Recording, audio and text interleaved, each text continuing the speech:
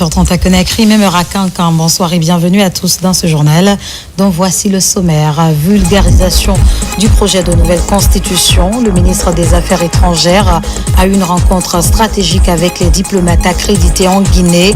Il leur a présenté et remis les grandes orientations du dit projet pour une meilleure compréhension du processus en cours. Signature ce mardi d'un nouveau protocole d'accord entre la Direction nationale du commerce intérieur, la Chambre de commerce et la Direction générale des douanes autour des prix des denrées de première nécessité. L'objectif est de faciliter la consommation au niveau des populations à moindre coût. Et pour soulager les usagers de la route Bokigawa en cette période de grande pluie, le gouverneur de région lance les travaux de réparation des nids de poules et procède à l'ouverture des caniveaux le long du corridor en attendant le démarrage effectif de la construction de cette route entièrement financée par l'État guinéen. C'est tout pour le sommaire. Encore une fois, bonsoir et bienvenue à tous. Comme annoncé dans les titres, le ministère des Affaires étrangères est en ordre de bataille diplomatique. Ce 8 juillet, le ministre Maurice Sanda Kouyaté a eu une rencontre stratégique avec les diplomates accrédités en Guinée, ainsi qu'avec les représentants des institutions et organisations internationales. Il leur a présenté, expliqué et remis les grandes orientations du projet de nouvelle constitution. Omar Bari, compte rendu.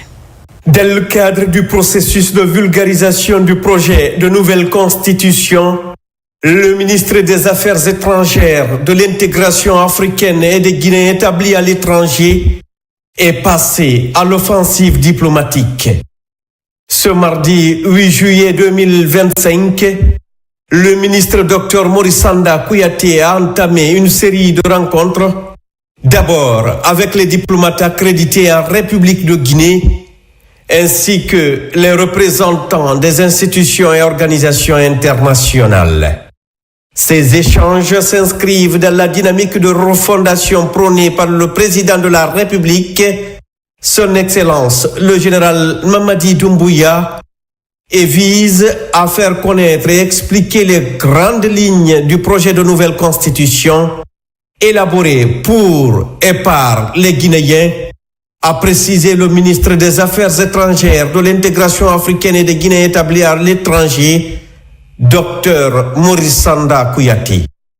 Ce texte fondamental reflète les réalités, les aspirations et l'histoire du peuple souverain de Guinée, tout en posant les bases d'un avenir plus stable et démocratique. Le 5 septembre 2021, le général Mamadi Doumbouya a pris ses responsabilités face à l'histoire, dans un contexte où la Guinée traversait une des périodes les plus sombres de son existence, sur les plans social, économique, politique et moral.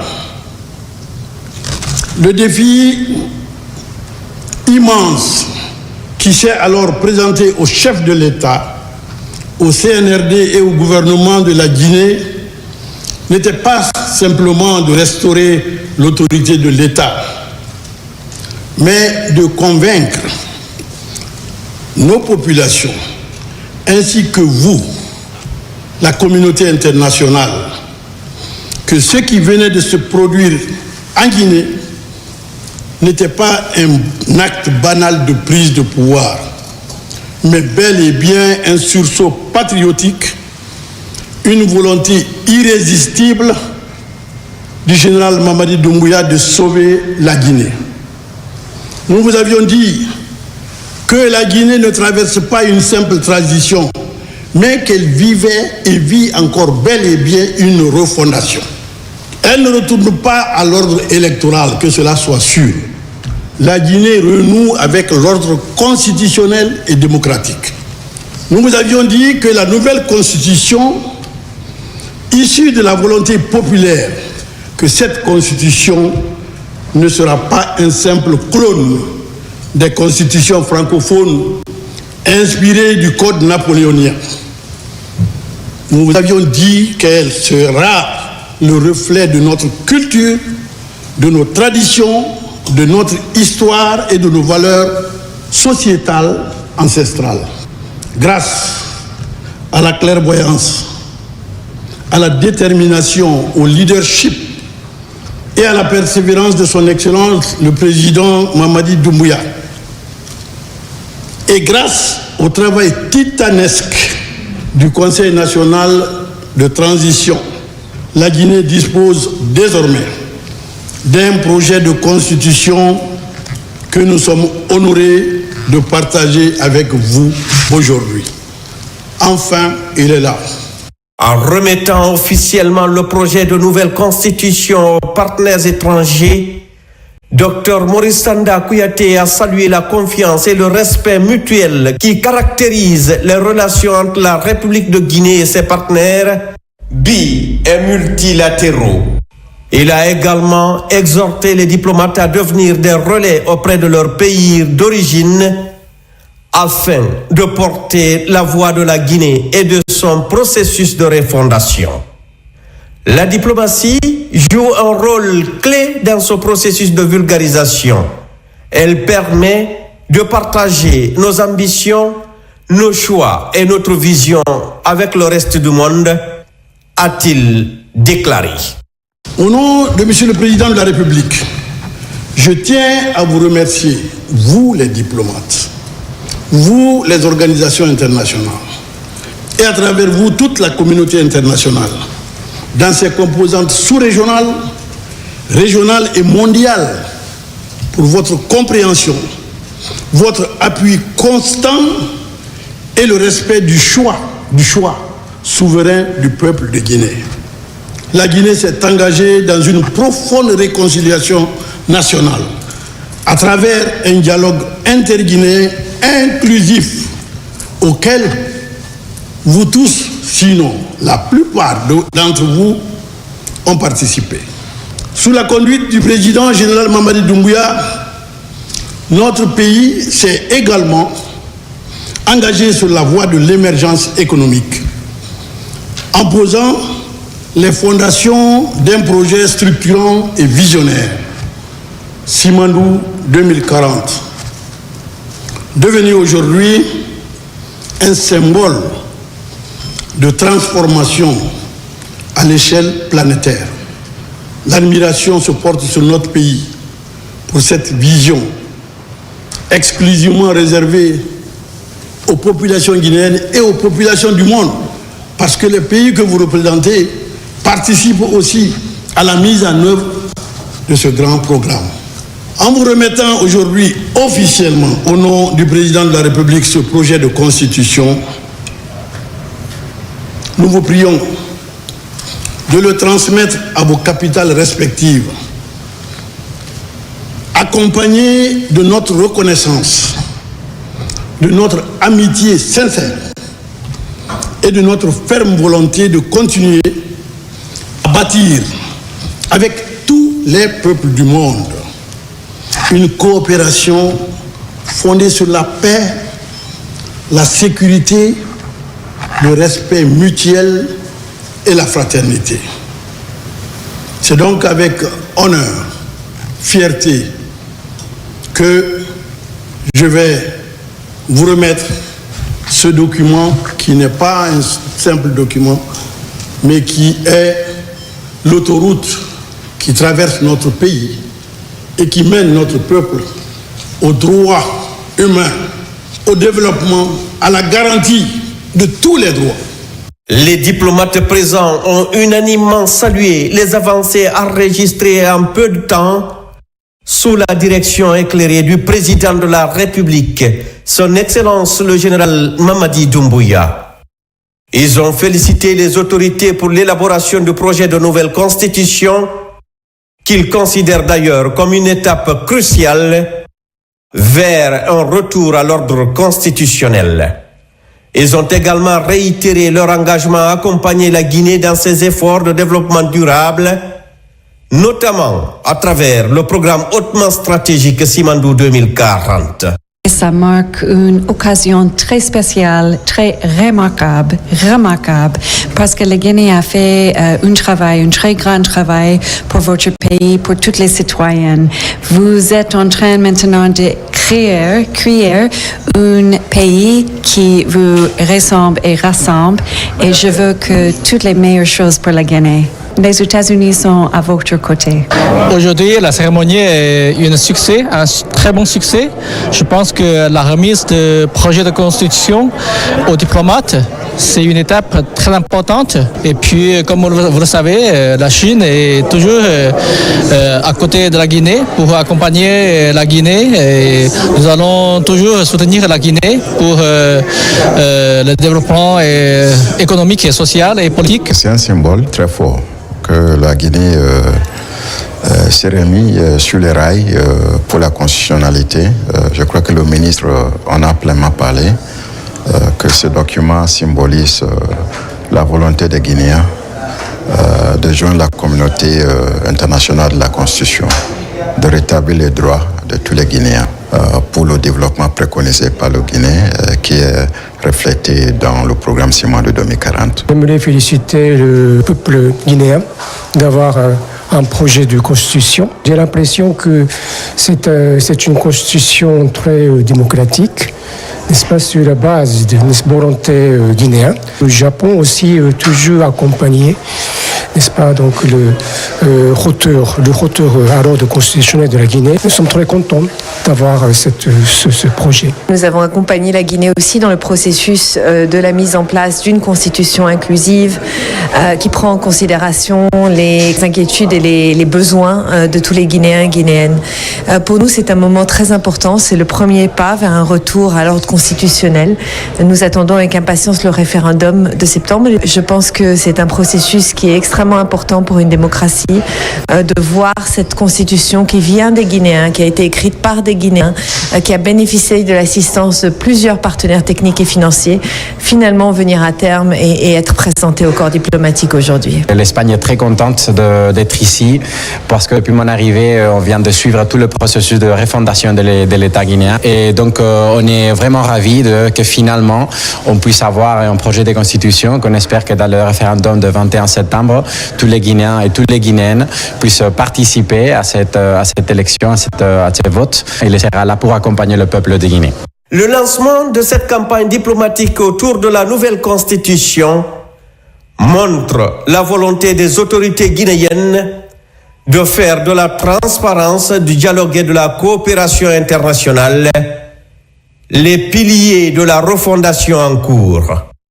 À travers cette initiative, le gouvernement, sous le leadership visionnaire de son Excellence le général Mamadi Doumbouya, président de la République, réaffirme sa détermination à construire une Guinée nouvelle fondée sur les valeurs démocratiques et l'état de droit. L'une des missions actuelles phares des autorités du pays reste la sensibilisation des populations sur le bien fondé de la nouvelle constitution. C'est dans cette optique qu'une délégation s'est rendue dans la sous-préfecture centrale de Komolakura, dans Kouroussa. Là-bas, l'initiative est bien perçue par les populations. C'est du moins ce que nous rapporte Caporal Mabinti Keita. L'heure est à la sensibilisation de la population sur le bien fondé de l'adoption d'une nouvelle constitution. Une constitution qui prend en compte les aspirations légitimes du peuple et balise le chemin vers une démocratie véritable pour la Guinée. Une volonté manifeste des autorités du pays. Au nom du président de la République, exhorter les populations de Komola à se faire recenser. Il a été aussi question d'expliquer les grands projets qui sont en cours et le programme du CNRD, programme basé sur le développement socio-économique. Avec tout ce que nous avons entendu ici, tout ce que nous avons suivi ici, la population de Komola est vraiment satisfaite de tout ce que le CNRD, à sa tête le général Mamadi Doumbouya, est en train de poser. Les habitants de la sous-préfecture centrale de Komolakura, dans Kouroussa, se disent rassurés des actes posés par le CNRD. Ces actes ont positivement amélioré leurs conditions de vie. Sages, hommes, femmes et jeunes de cette localité dans la contrée de Oulada se montrent disposés à soutenir tous les projets de société du CNRD, à sa tête le général Mamadi Doumbouya. La population de Komolakura réserve un soutien total 100% pour les futures échéances électorales. Au cours de ce séjour, la délégation a rendu visite au Sotikemo de Komolakura. Puis elle s'est rendue à la grande mosquée pour la clôture d'une cérémonie de lecture du noble Coran. Les prières et bénédictions ont été formulées pour le président de la République, la paix et le développement de la Guinée. Et disons qu'un projet ambitieux porté par le chercheur guinéen, le professeur Nyanga Mello, a réuni des scientifiques guinéens en visioconférence afin de poser les jalons de la création d'une agence aérospatiale en Guinée. Cette initiative innovante vise à intégrer le pays aux nouvelles technologies satellitaires. La suite avec Marie-Angélique Bangora. Dans un monde en pleine mutation technologique, la Guinée trace peu à peu sa voie vers l'excellence scientifique. Dernier signal fort, une rencontre virtuelle entre scientifiques guinéens et experts italiens de l'aérospatiale autour d'un projet ambitieux, la création d'une usine nanospatiale sur le sol guinéen. L'Union africaine qui a déjà créé en son sein un grand département pour l'exploitation de l'espace, et beaucoup d'autres pays en Afrique ont créé leur agence nationale aérospatiale. Alors que nous, encore ici, nous sommes en retard. Donc nous sommes ici pour parler de l'agence aérospatiale guinéenne. Cette initiative marque une nouvelle ère pour la Guinée. Elle incarne une volonté de souveraineté technologique et une réponse concrète aux besoins du pays. Surveillance de l'environnement, sécurité, agriculture intelligente ou encore amélioration du système éducatif. Aujourd'hui, nous ne disposons pas d'assez d'éléments géospatials et spatials qui permettent au pays de prendre des dispositions quant à la sécurité, quant à la défense, quant à même à la gestion, n'est-ce pas, de l'urbanisation, pour ne citer que ces éléments. Donc, c'est extrêmement important que des initiatives comme ça puissent être valorisées pour justement soutenir l'élan des autorités au plus haut niveau qui veulent rendre ce pays complètement indépendant d'un point de vue numérique. C'est en allant si haut qu'on va résoudre les petits problèmes que nous avons aujourd'hui, quoi. Donc c'est pour ces raisons-là que l'Académie des sciences reste toujours à l'avant-garde pour essayer de sensibiliser les uns et les autres sur la nécessité donc de nous développer également dans ces domaines. Et là, ce partenariat guinéo-italien pourrait positionner la Guinée comme un futur pôle technologique en Afrique de l'Ouest, générateur d'emplois, d'industrie et surtout de solutions africaines aux défis du continent.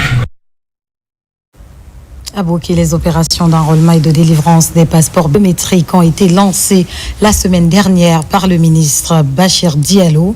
C'est la dernière étape de cette initiative présidentielle qui ne laisse personne pour compte désormais. Alpha Isegaba. Comme dans les autres capitales régionales, à Boké aussi, les services publics sont désormais proches des populations à la base. Les opérations d'enrôlement et de délivrance des passeports biométriques sont lancées. Les populations de Koundara, Gawal, Fria n'ont plus besoin de venir jusqu'à Conakry pour obtenir leur passeport biométrique. Tout se fait désormais sur place en toute sécurité.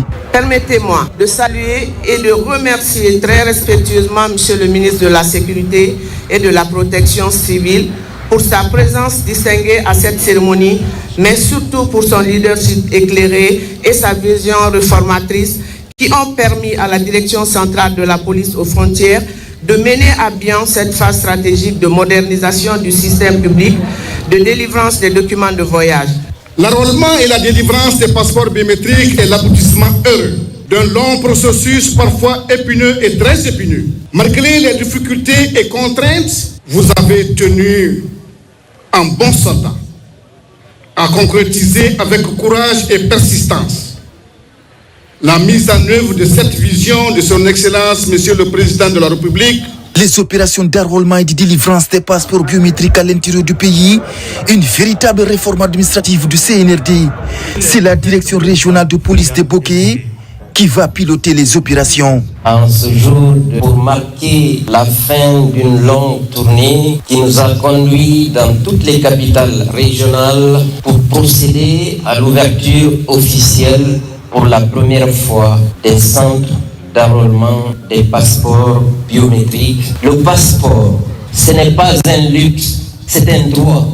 C'est une composante essentielle de la vision éclairée de son Excellence, Monsieur le Président de la République, Les opérations d'enrôlement et de délivrance des passeports biométriques sont désormais effectives à l'intérieur du pays. Des mesures sont envisagées pour veiller au respect de la procédure d'obtention du précieux sésame.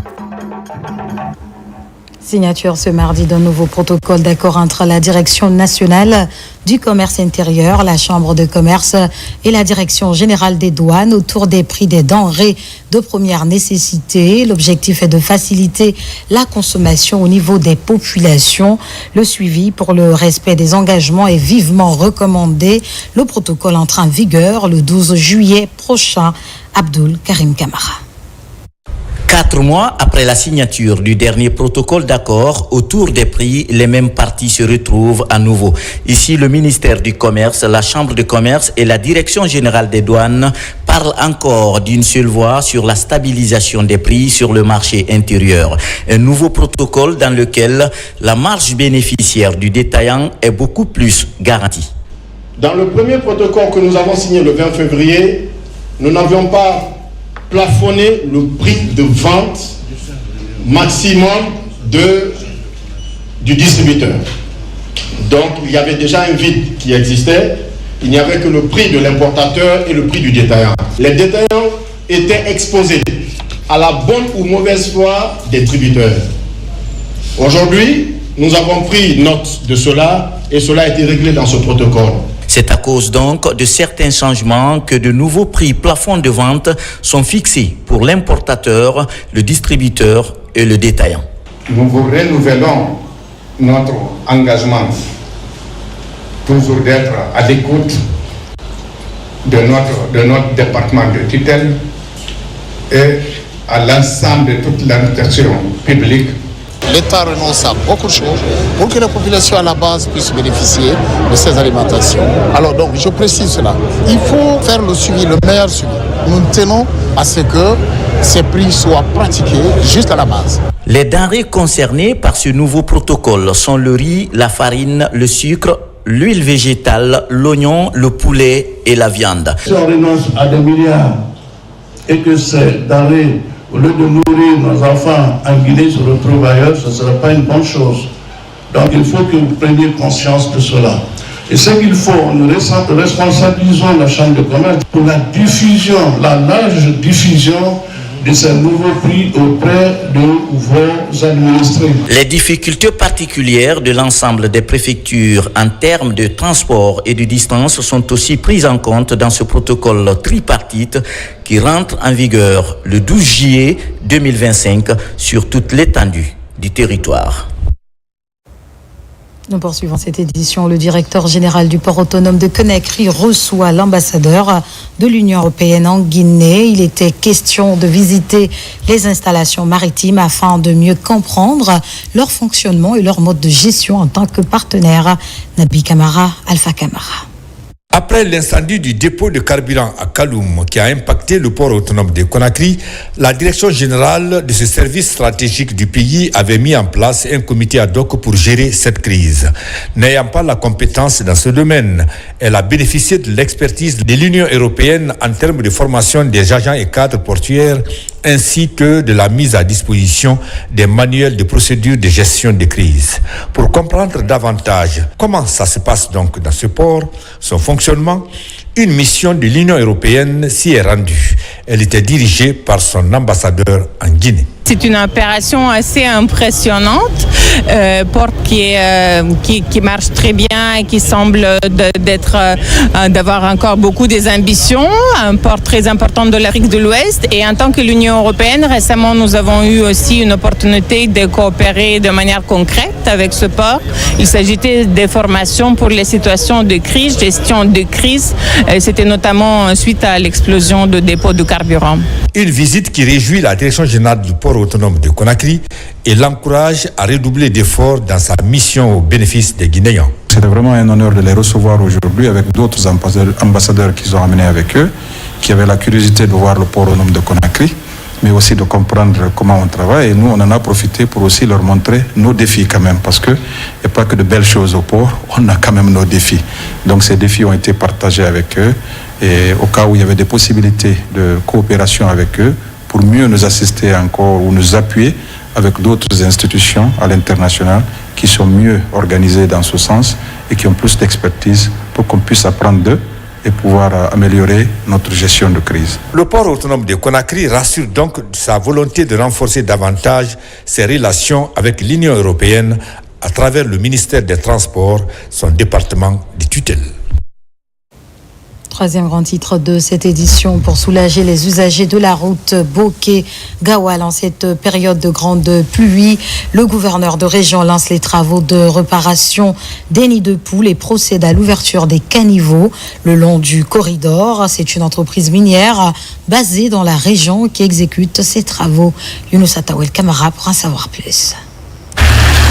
En attendant le lancement officiel des travaux de la route Bokeh-Gawal, entièrement financée par l'État guinéen, le gouverneur de Bokeh trouve une stratégie pour soulager les usagers en cette période de grande pluie. Il s'agit de l'ouverture des caniveaux pour l'évacuation des eaux de ruissellement et de réparation des nids de poules le long du corridor.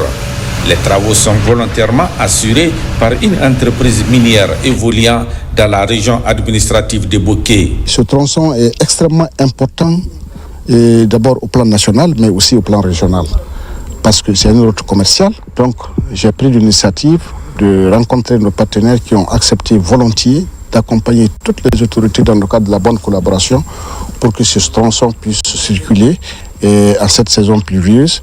Quand le gouverneur qui nous a informé la difficulté, la direction a déjà prendre une décision rapidement. On a envoyé une équipe technique qui fait un constat et après on a organisé l'équipe de travail avec les engins pour venir ici réparer un peu la route.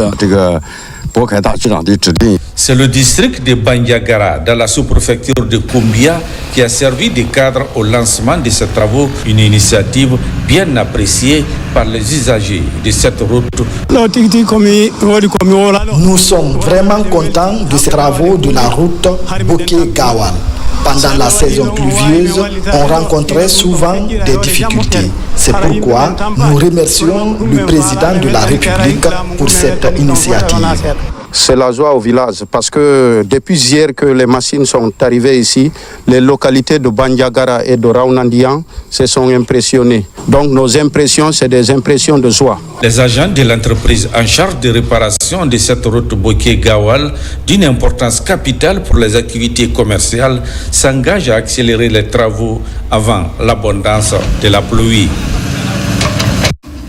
Dans le domaine agropastoral, remise des ordinateurs et accessoires aux acteurs des filières, accompagnés par le projet de développement de l'agriculture commerciale en Guinée. Le projet est financé à hauteur de 100 millions de dollars par le gouvernement guinéen et la Banque mondiale. En plus des travaux d'aménagement et de désenclavement des périmètres, cet appui technique contribuera à l'amélioration de la productivité. Fodé Camara. Des ordinateurs et accessoires pour les organisations interprofessionnelles des filières mangue, ananas, fonio, anacarde et les filières avicoles et bétail-viande. Un appui pour numériser les activités, ouvrant ainsi de nouvelles perspectives en termes de gestion. Notre programme Simandou 2040, vous voyez que le pilier numéro 1, c'est l'agriculture et l'agro-industrie. Tout commence au niveau de la structuration des filières. Et quand les acteurs sont bien formés et bien structurés, il est sûr que le développement de la chaîne, au niveau production, on peut déjà faire quelque chose. Nous sommes certains que ces équipements mis à la disposition de ces acteurs vont servir pour la compétitivité de ces filières. Cette action est financée par le projet de développement de l'agriculture commerciale en Guinée du ministère de l'Agriculture et de l'Élevage.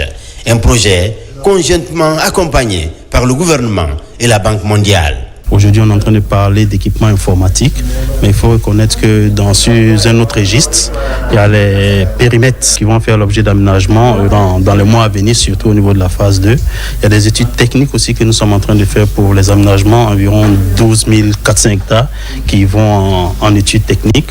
Cet appui de professionnalisation soulage les bénéficiaires qui peuvent désormais redynamiser les circuits de commercialisation et diversifier les moyens de communication avec les services déconcentrés à travers le pays. Nous avons ces équipements-là pour nous permettre de mieux travailler, faciliter vraiment tout ce qui est formalisation de nos activités, mais aussi accéder au marché et professionnaliser notre activité. Par cet outil informatique et d'autres aides que nous attendons, bien sûr, et nous espérons que vraiment cette collaboration, ce trio gagnant va pouvoir nous permettre de dynamiser la filière avicole pour qu'on ait des œufs et du poulet moins cher. Conscient du potentiel au niveau du segment de la transformation agroalimentaire en Guinée, le ministère de l'Agriculture et de l'Élevage multiplie les efforts pour structurer et redynamiser des filières agropastorales porteuses de croissance. Et puis la Guinée adopte la stratégie régionale de la CEDEAO contre la traite des personnes. L'initiative reste confrontée à une précarité économique qui ne facilite pas la lutte. Depuis 2018, des efforts sont en train d'être fournis pour mettre fin à la pratique. Mohamed De Camara nous en dit plus. La traite des personnes est un fléau qui touche des milliers de victimes en Afrique de l'Ouest, notamment les femmes et les enfants et autres personnes vulnérables.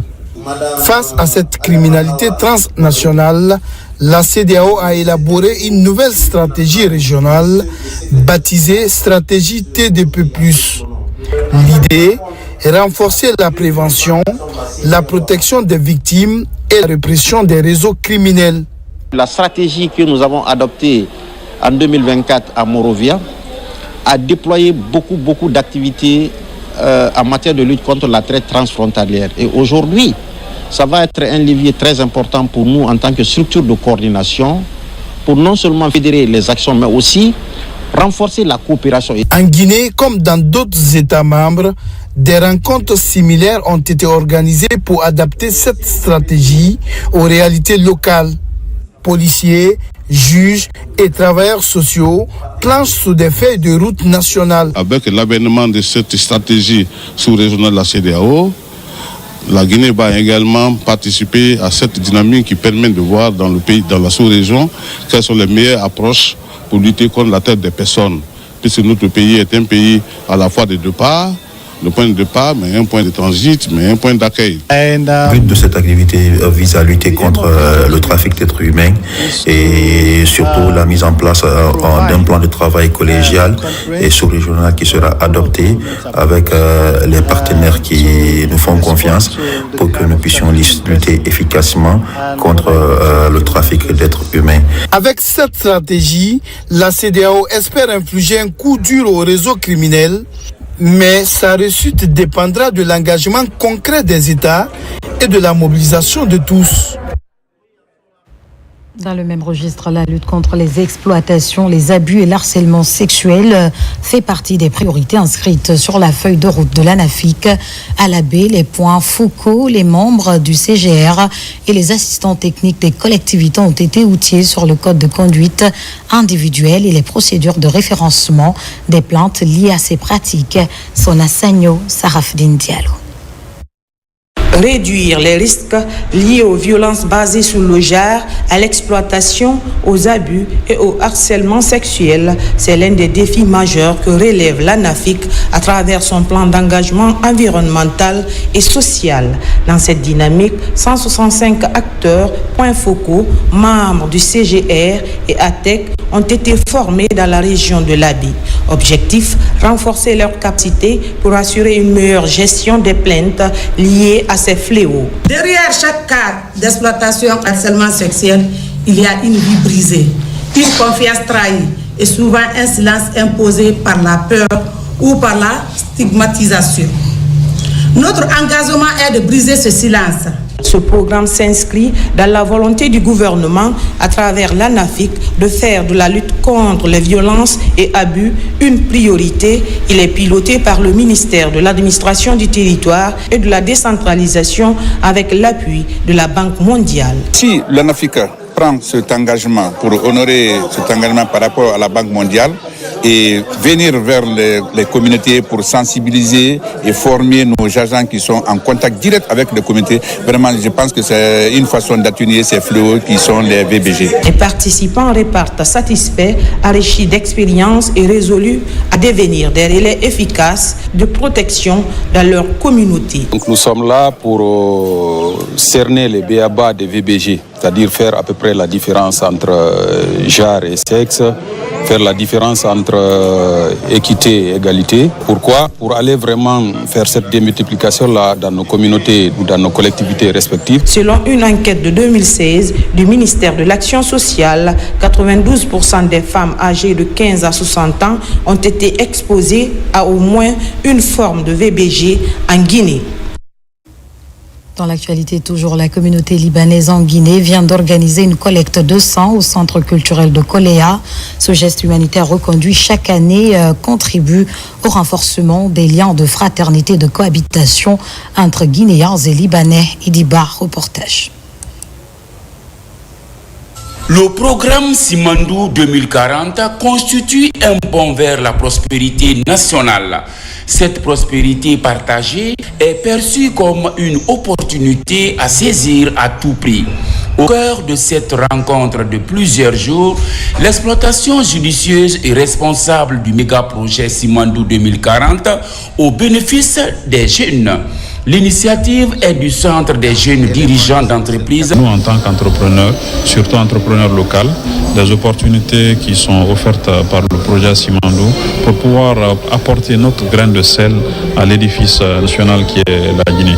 Le développement infrastructurel durable, la promotion des industries de transformation et la création d'un observatoire jeune Simandou 2040 sont des principaux axes d'orientation pour un développement inclusif débattu lors de cette plénière. C'est une opportunité pour les jeunes dirigeants et les jeunes entrepreneurs et dirigeants du pays de se rencontrer et échanger sur les sujets de développement du pays et comment ils peuvent participer au développement du pays. Donc je pense que c'est une bonne initiative par le CDGI. Pour nous, l'objectif, c'était vraiment de sensibiliser sur la formalisation, mais aussi sur l'accompagnement et toutes les opportunités qui sont aujourd'hui mises en place dans le cadre du projet Simandou, mais également du programme Simandou 2040.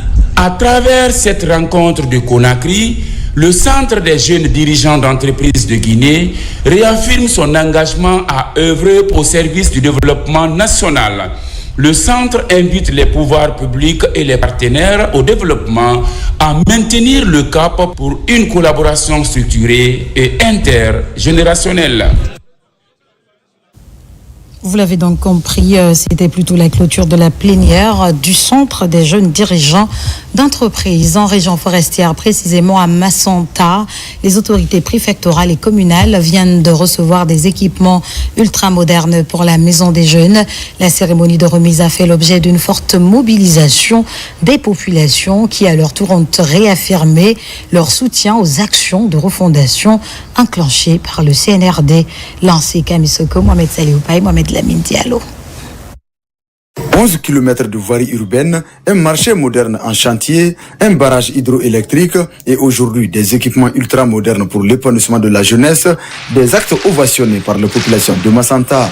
Des populations reconnaissantes de tous les efforts fournis à leur endroit par la gouvernance du général Mamadi Doumbouya. Depuis sa prise de responsabilité le 5 septembre 2021, le général Doumbouya a mis en priorité la jeunesse. Donc quand nous recevons aujourd'hui les dons, je suis vraiment ému en tant que premier responsable de la jeunesse. Désireux de faire de la Guinée un pays émergent, le général d'armée Mamadi Doumbouya mérite d'être accompagné par toute la population, notamment la jeunesse. Cet appel est réitéré à Massanta avec un accent particulier mis sur les progrès enregistrés sous l'ère CNRI. En 3 ans, il nous a montré qu'il y a une solution pour la jeunesse guinéenne, vrai ou faux? Donc nous devons le soutenir. Soutenir le président, c'est de voter oui pour le référendum.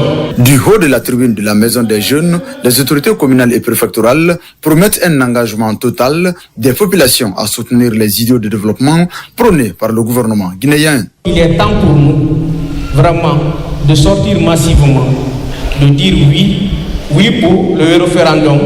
Certains disent oui à 100% à la nouvelle constitution. Figurant parmi les 5 préfectures pilotes de cette initiative présidentielle en faveur des jeunes du pays, le cri de cœur de la jeunesse de Massanta reste désormais la rénovation complète de leur maison commune vieille de plusieurs décennies. Je vous le disais tout à l'heure, la communauté libanaise en Guinée vient d'organiser une collecte de sang au centre culturel de Koléa. Ce geste humanitaire reconduit chaque année contribue au renforcement des liens de fraternité, de cohabitation entre Guinéens et Libanais. Idiba, reportage. La communauté libanaise résidant sur le sol guinéen a organisé une cérémonie de don de sang volontaire ce week-end au centre culturel libanais de Koléa à Conakry. Cette commémoration, elle se fait chaque année et qui s'appelle Ashura. Ashura, ça veut dire le 10e.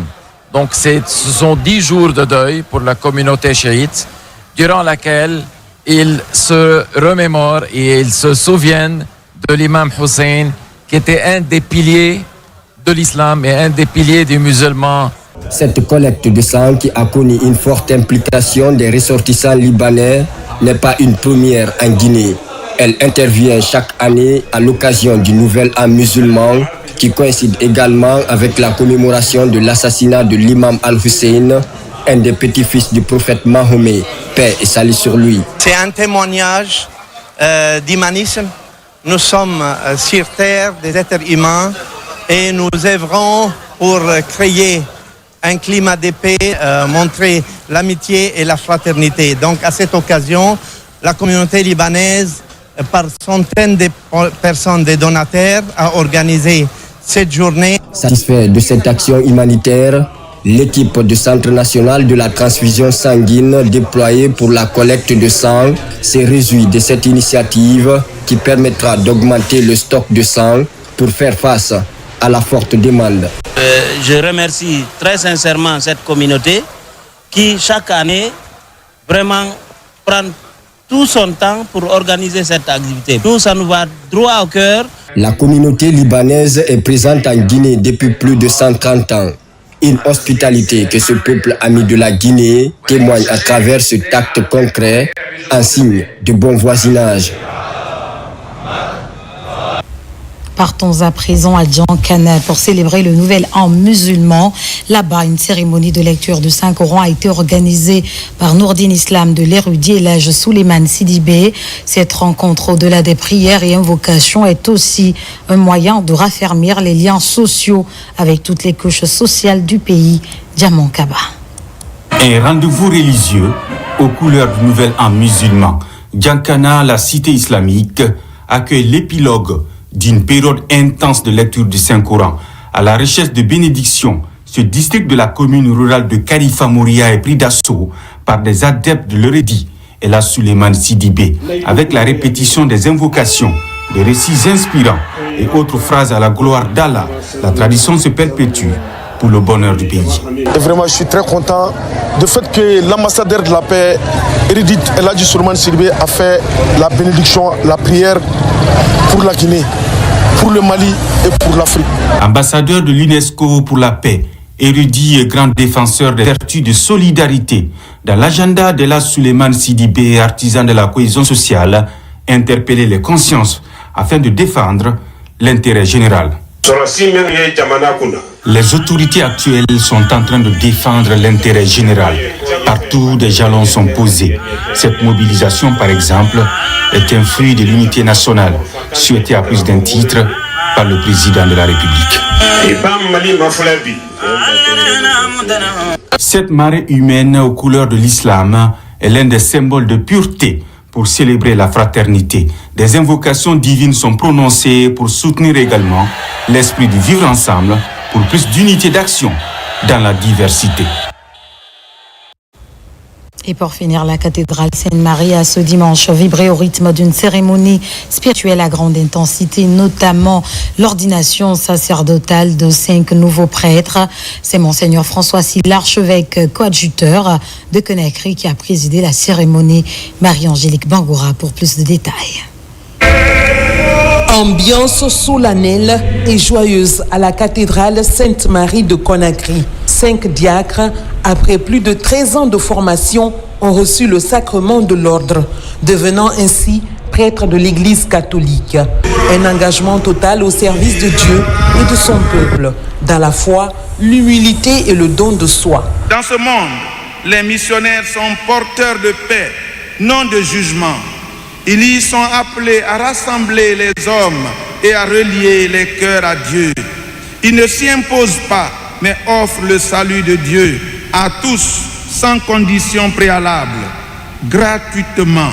Un moment de grâce pour l'Église de Guinée, qui poursuit son engagement dans la formation et l'accompagnement des vocations. Nous qui sommes des parents, les pères de famille, mères de famille, pour donner ses enfants à Dieu, ce n'est pas chose aisée.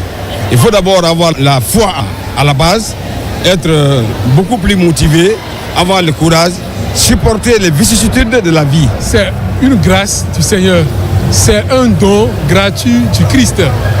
Quitter une terre lointaine et se retrouver dans une si belle cité, dans un beau pays comme la Guinée, c'est une grâce du Seigneur. Joseph Tengiano, Jésignon Vlavonou, Vitalis Atavanko, Norbert Fayalino et William Beto ont par leur ordination réaffirmé leur volonté de consacrer leur vie à bâtir une société plus juste, fraternelle et ancrée dans les valeurs de l'Évangile. C'est cet élément, mesdames et messieurs, qui met fin à ce journal. Merci à tous de l'avoir suivi. L'actualité se poursuit sur la Guinée, notre paradis, terre de richesse, d'opportunités et d'innovation. Bonsoir.